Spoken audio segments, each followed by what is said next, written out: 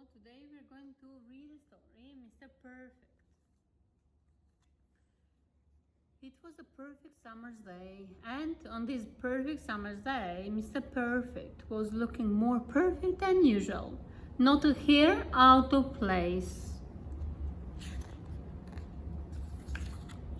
Mr. Perfect lived in tip-top cottage, and on this perfect summer's day, his house was also looking even more perfect than usual. Not a curtain out of a place. I suppose you're wondering why Tip-Top Cottage was looking so perfect. I shall tell you. It was Mr. Perfect's birthday and he was having a party. There was a knock at the door. "Perfect!" cried Mr. Perfect. "How very kind of you," he said when he saw that all his guests had brought wonderful looking presents. "Please do come in, and if nobody minds, we'll open the presents later." Nobody minded in the least. Well, almost nobody.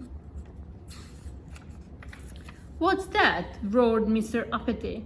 "I don't have time to waste, you know. You'd better make sure we don't get bored today."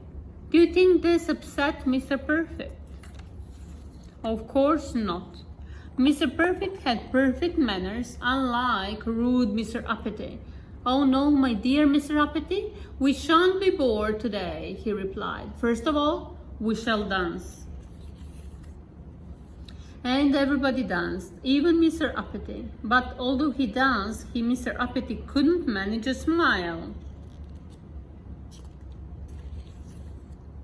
Unfortunately, Mr. Clumsy, being his usual clumsy self, broke a pile of plates. Do you think this upset Mr. Perfect? Of course not. "Don't worry, Mr. Clumsy," said Mr. Perfect, and being the perfect person he was, and not in the least bit clumsy, he produced a whole lot more plates. Made of cardboard. Cardboard? Then he brought in a cake. It was huge, it looked wonderful, it smelled terrific, and Mr. Greedy thought it tasted delicious. He gobbled up the whole cake in 3 seconds flat. There wasn't a crumb left for anybody else. Do you think this upset Mr. Perfect? Yes. Of course not. Being perfect, he had already guessed what would happen. Quickly, he brought out lots of small cakes. There were plenty for everybody, even Mr. Perfect. But as he was not greedy, he only ate one.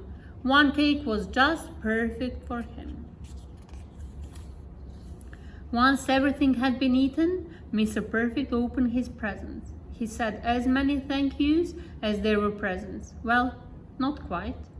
"What about my present?" cried Mr. Mean. Mr. Mean's parcel was so small that Mr. Perfect had not seen it. Mr. Perfect opened the tiny parcel wrapped in newspaper. "Oh, Mr. Mean," said Mr. Perfect, "you've given me a lump of coal. How kind of you, it's delightful."